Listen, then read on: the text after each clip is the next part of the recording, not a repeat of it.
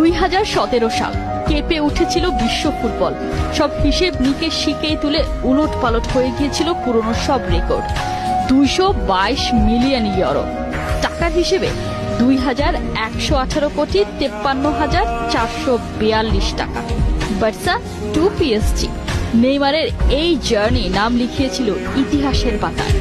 Childhood ড্রিমকে সত্যি করতে রিয়ালের লোভনীয় অফার ছেড়ে নেইমার বেছে নিয়েছিলেন বার্সেলোনাকে। মেসি সুয়ারেজের সাথে যুক্ত হয়ে গড়ে তুলেছিলেন শক্তিশালী ট্রায়ো এমএসএন। ব্রাজিলিয়ান সুপারস্টারের সুযোগ ছিল এই ট্রায়োকে আরো অপ্রতিরোধ্য করার, অথচ কিনা ছাড়লেন ক্লাব। তাহলে কি ক্যারিয়ার নয়, বরং টাকার লোভ?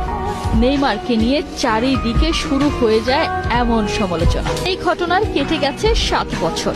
সেই নেইমার পিএসজি ছেড়ে পাড়ি দিয়েছেন সৌদি আরব। প্রশ্ন হতেই পারে, এত বছর পর